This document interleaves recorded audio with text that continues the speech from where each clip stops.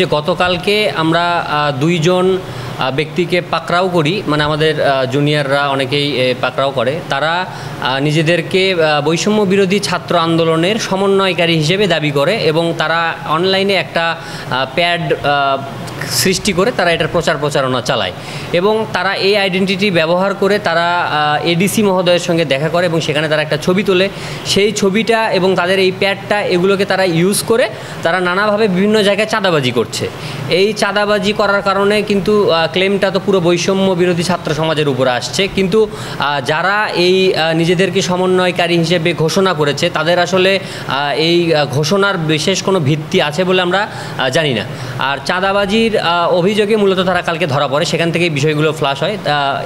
বগুড়ার স্বনামধন্য প্রতিষ্ঠান এশিয়া সুইট মিট থেকে তারা 50টি দই এবং 10 কেজি মিষ্টি তারা কেন্দ্রীয় সমন্বয়কদেরকে খাওয়াতে হবে বলে এভাবে তাদের কাছে নিয়ে যায় এবং টুটুল সাহেব যিনি এশিয়া সুইট মিটের একজন মালিক, তার সঙ্গে আমরা ফোনে কথা বলি যে এরকম একটা বিষয়, দুইজনকে আমরা ধরতে পেরেছি। তারা আমরা শুনতে পেরেছি যে আপনারা এশিয়া হোটেল থেকে এরকম দই মিষ্টি নিয়ে গেছে। তো তখন তিনি বললেন যে হ্যাঁ আমার কাছ থেকে 2 নম্বরই করে নিয়ে গেছে। তারপরে আমরা সেই ছেলেটা 1 নম্বর সমন্বয়কারী যিনি দাবি করছেন এবং তার সঙ্গে আরেকজন 2 নম্বর সমন্বয়কারী দাবি করছেন, একজন মেয়ে।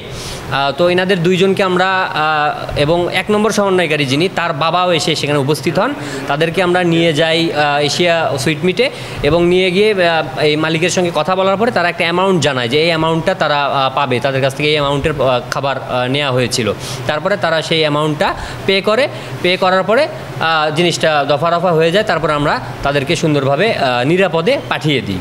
কিন্তু দেখা গেল যে তারা তাদের এই কুকর্মকে ঢাকার জন্য তারা নিজেরাই আজকে, আমরা কালকে ঘোষণা দিয়েছিলাম যে বগুড়াবাসীকে সতর্ক করার জন্য আমরা আজকে বিকাল 4টায় একটা সংবাদ সম্মেলন করব, কিন্তু দেখা গেল যে এই তারাই মানে ওই যে আমি এটা পূর্বেও বলেছি যে শেখ হাসিনা পলিসি তারা অ্যাপ্লাই করেছে এখানে, যে সর্প হইয়া দংশন করেছে, নিজেরাই আবার ওঝা হইয়া ঝাড়ছে, নিজেরাই চুরি করছে, আবার নিজেরাই একটা সংবাদ সম্মেলন করে তারা আবার বলছে যে তারা এর সঙ্গে জড়িত নয়, কেউ যদি জড়িত থাকে তার বিরুদ্ধে তারা ব্যবস্থা নেবে, ইত্যাদি ইত্যাদি যেসব গদবাঁধা কথা আমরা সবসময় রাজনৈতিক নেতাদের কাছ থেকে শুনে থাকি, সেই ধরনেরই কথাবার্তা বলা হচ্ছে। তো তখন আমরা এটা নিয়ে আরেকটু তদন্তে যাই যে এরা আসলে কারা।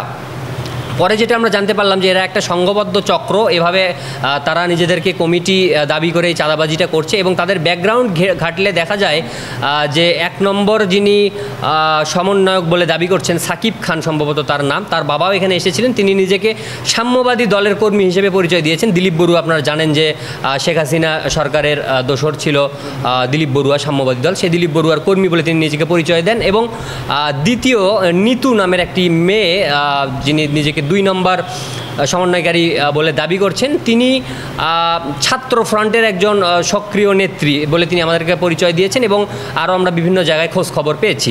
এছাড়া 7 নম্বর যিনি সমন্বয়ক, তার নাম হলো কি রাজ, সামথিং রাজ, সাব্বির রাজ বা এরকম। তো তিনি ছাত্র ইউনিয়নের একজন নেতা এবং এই যে এরা কেউই কিন্তু সম্পূর্ণ ছাত্র তা কিন্তু নয়, এরা কিন্তু কর্মজীবী। এদের মধ্যে 3 নম্বর যিনি, আমি নামটা এই মুহূর্তে মনে করছি না, 3 নম্বর সমন্বয়কারী যিনি, তিনি রেইনবো হসপিটালে তিনি কর্মরত আছেন, চাকরি করেন।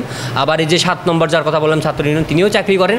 তো এনারা আসলে এই সাইনবোর্ড সর্বস্ব কিছু রাজনৈতিক সংগঠন, বাম সংগঠন, যারা বাংলাদেশের মানুষের কাছে তাদের আদর্শগত কারণেই বাংলাদেশের মাটি ও মানুষের ভিতরে ঢোকার সুযোগ পায় না। তারা আজকে ছাত্রদের এই যে ছাত্র জনতার যে এই বিপ্লবটাকে, এই বিপ্লবের যে এই অর্জনটাকে তারা ছিনতাই করে নিতে চাচ্ছে। তারা এখন সামনে আমাদের ঘাড়ের উপরে বসে তারা এখন নিজেদেরকে সমন্বয়কারী বা তারাই এই আন্দোলন করেছে এরকম একটা দাবি করছে। কিন্তু আমরা যেটা বলেছি যে বগুড়ায় যে আন্দোলনটি হয়েছে এখানে মূলত সমন্বয়কারী বলে কেউ ছিল না, আবার সবাই সমন্বয়কারী। প্রত্যেকটা শিক্ষা প্রতিষ্ঠান, প্রত্যেকটা স্কুল কলেজ যেগুলো আছে তারা তাদের স্কুল বা তাদের প্রতিষ্ঠানের তারা নিজেরা সমন্বয় করে ফেসবুক গ্রুপ বা হোয়াটসঅ্যাপ গ্রুপ বা ফেসবুক পেজ এগুলোর মাধ্যমে তারা সংগঠিত হয়ে তারা এই আন্দোলন সংগ্রামগুলো করার পরে যখন জয়লাভ করা হলো তারপরে দেখা যাচ্ছে যে এই ধরনের নতুন সমন্বয়ক এসে আবির্ভাব হচ্ছে। তারা এগুলো করেছে। তারপরে তারা এখন নিজেদেরকে প্রতিষ্ঠিত করার জন্য তারা এখন মাইকিং করছে যে তারাই মানে এই সমন্বয়কারী। যে ট্রাফিক নিয়ে যে সমস্যাটার কথা বলা হয়েছে সেটা হচ্ছে যে যখন ট্রাফিক ব্যবস্থা, ট্রাফিক পুলিশ যেহেতু ছিল না, আমাদের নিয়ন্ত্রণের একটা ব্যবস্থা দরকার ছিল। এই মুহূর্তে স্বতঃস্ফূর্তভাবে শিক্ষার্থীরা নেমে আসে। তো এটার প্রেক্ষিতে আমাদের বগুড়ার যারা ছিল কেন্দ্রীয়ভাবে কোনো প্রকারের সমন্বয় মানে টিম করে দেওয়া হয়নি যে তোমরা এই জায়গায় করো।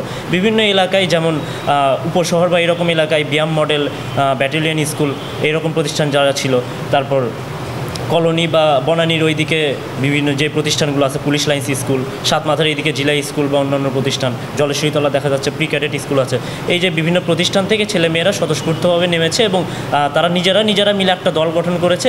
এজন্য দেখা যাচ্ছে যে অনেক ক্ষেত্রে কাজটা সুন্দরভাবে হচ্ছে, আবার কিছু কিছু ক্ষেত্রে লোকজনদের ভোগান্তিরও শিকার হচ্ছে, এটা আমরা শুনতে পেয়েছি। কিন্তু এটাতে আমি একটা আশার ব্যাপার দেখি যে ছাত্র সমাজ যে কোনো পরিস্থিতিতে দেশের জন্য কাজ করতে চাচ্ছে এবং এইটাকে কোনোভাবে আমরা আশাহত করতে চাচ্ছি না এবং এটাকে আমরা যতটা সম্ভব উৎসাহিত করতে চাচ্ছি। আর অনেক ক্ষেত্রে দেখা যাচ্ছে যে গাছ বা যে ব্যাপারগুলো আসলো, অনেকগুলো সংগঠন, তারপর আমাদের যে সরকারি যে প্রতিষ্ঠানগুলো রয়েছে এগুলো থেকে আমরা নানাভাবে সহযোগিতা পাচ্ছি। কিছু কিছু ক্ষেত্রে লোকবল দিয়ে, কিছু কিছু ক্ষেত্রে আমাদেরকে উপকরণ দিয়ে সহযোগিতা করা হচ্ছে। যেমন আমাদের বিভিন্ন দেয়ালে রং করা হয়েছে, এটা সরকারিভাবে আমাদেরকে রঙগুলো কিনে দেওয়া হয়েছে।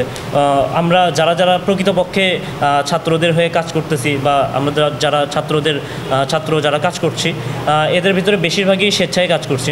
এখানে অর্থ বা এরকম কোনো ব্যাপার জড়িত না থাকার কারণে আমরা সরকারি প্রতিষ্ঠানগুলোতে যদি সহযোগিতা করার ইচ্ছা থাকে তাহলে আমরা যে উপকরণ প্রয়োজন আমরা সেই উপকরণগুলো নিচ্ছি। কোনো প্রকার অর্থনৈতিক এখানে ব্যাপার যেন জড়িত না থাকে, আমরা অর্থনৈতিক লেনদেনের দিকে যাচ্ছি না। তো আপনি যদি কোনো অনৈতিক কাজ দেখেন সেটা সোশ্যাল মিডিয়ার মাধ্যমে উপস্থাপন করেন, কিন্তু আমরা অবশ্যই চাইবো যে সেটা যেন পরিপূর্ণ যাচাই বাছাই করে তারপরে হয়। এবং আমরা চাচ্ছি যে বগুড়া আরও সুন্দর স্বাভাবিক হয়ে উঠুক এবং বাংলাদেশের অন্যতম মডেল জেলা হিসেবে আমরা বগুড়া যেন প্রতিষ্ঠা করতে পারি, এইটাই আমাদের ছাত্রদের আকাঙ্ক্ষা। এই যে ঘটনাটি ঘটলো গতকালকে এবং আজকে, এই বিষয়ে আমরা মাননীয় জেলা প্রশাসক মহোদয়কে অবগত করব, কারণ আমি ইতিমধ্যে বলেছি যে এডিসি মহোদয়ের ছবি ব্যবহার করে তারা ইতিমধ্যে নিজেদেরকে বৈধ প্রমাণ করে বা বিভিন্ন জায়গায় চাঁদাবাজি করার চেষ্টা করছে, এই একটি বিষয়। আর দ্বিতীয় বিষয়টি সেটি হলো যে আমরা কেন্দ্র থেকে কেন্দ্রের হাতকে শক্তিশালী করব। সহজ বাংলায় আমরা এখানে কোনো দলাদলি গ্রুপিং নেই, কেউ সমন্বয়কারী না, আবার আমরা সবাই সমন্বয়কারী। যদি কোনো কমিটি কেন্দ্র থেকে ঘোষিত হয় সেটি কিন্তু রাতের আধারে গোপনে আসবে না, সেটা সবার সামনে প্রকাশ্যে আসবে, তখন আপনারা সবাই জানতে পারবেন এবং তখন আমরা এই যে কেন্দ্র থেকে ঘোষিত যে কর্মসূচি সেগুলোই আমরা মূলত পালন করব। আর আপাতত আমাদের এখন আর কোনো সাংবাদিক সম্মেলন করছি না আমরা। যদি সেরকম বিশেষ কোনো ঘটনা ঘটে যেটা আমাদের জাতির সামনে তুলে ধরা দরকার বা বগুড়াবাসীর সামনে তুলে ধরা দরকার, তখন আমরা সেই বিষয়ে কথা বলবো। আর এই মুহূর্তে আমরা হলো এই যে আহত যারা শিক্ষার্থী এই আন্দোলনে, তাদের পাশে দাঁড়ানোর চেষ্টা করছি এবং বিভিন্ন সমাজসেবামূলক কাজ করার চেষ্টা করছি।